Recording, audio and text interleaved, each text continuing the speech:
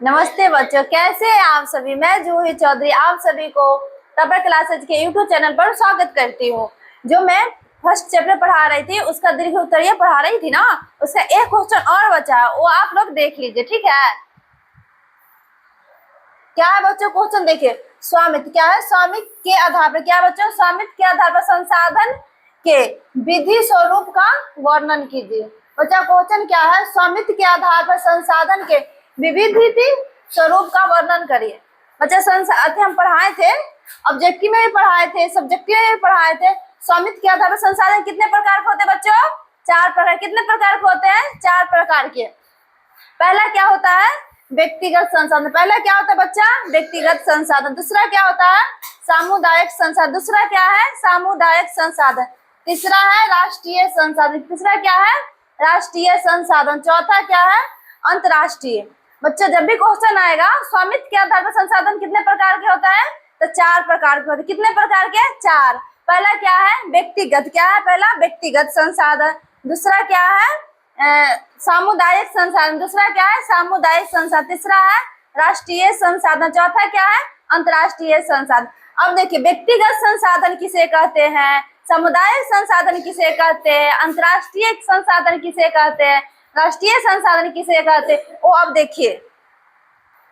देखो बच्चों, पहला है व्यक्तिगत संसाधन। क्या है बच्चा, व्यक्तिगत संसाधन। वैसा संसाधन क्या है, वैसा संसाधन। क्या है बच्चों, वैसा संसाधन जिस पर किसी खास व्यक्ति का क्या है, अधिकार है। जिस पर किसी खास व्यक्ति का अधिकार है उसे क्या कहते हैं, व्यक्तिगत संसाधन कहते हैं।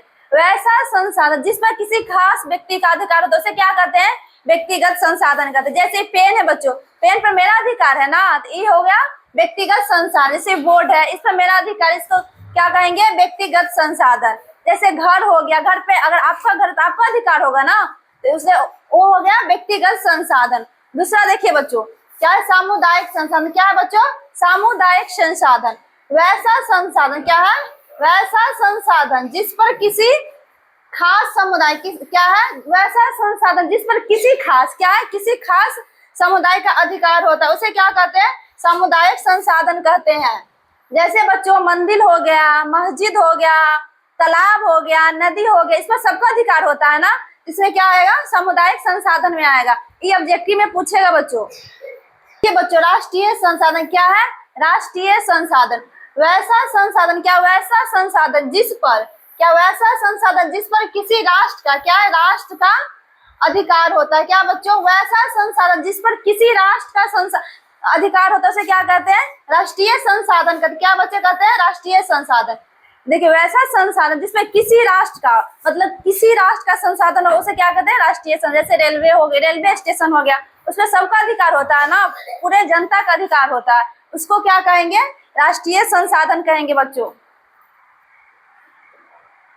देखो बच्चा, अंतरराष्ट्रीय संसाधन क्या है, अंतरराष्ट्रीय संसाधन। वैसा संसाधन क्या बच्चा, वैसा संसाधन जिस पर किसी अंतरराष्ट्र का क्या बच्चों, वैसा संसाधन जिस पर किसी राष्ट्र का, जिस पर अंतरराष्ट्रीय क्या, जिस पर अंतरराष्ट्रीय संस्था का क्या है, अधिकार होता है। क्या होता है बच्चों, अधिकार होता है, उसे क्या कहते हैं, अंतरराष्ट्रीय संसाधन कहते हैं। उसे क्या कहते हैं, अंतरराष्ट्रीय संसाधन कहते हैं। देखो बच्चों, अंतरराष्ट्रीय संसाधन किसे कहते हैं, वैसा संसाधन क्या है, वैसा संसाधन जिस पर अंतरराष्ट्रीय संसाधन का, अंतरराष्ट्रीय संस्था का अधिकार होता है। जैसे हो गया विश्व बैंक, ब्लड बैंक, ये सब क्या होता है बच्चों, अंतरराष्ट्रीय संस्था का अधिकार होता है।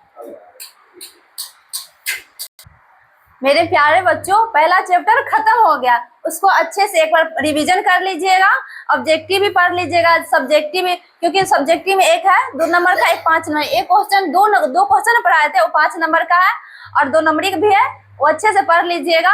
अगर आपको ये वीडियो अच्छा लगा तो लाइक करिएगा, शेयर करिएगा और कमेंट करिएगा। और हम फिर कल मिलते हैं आपको नेक्स्ट चैप्टर के साथ। तब तक के लिए tata, bye bye, take care.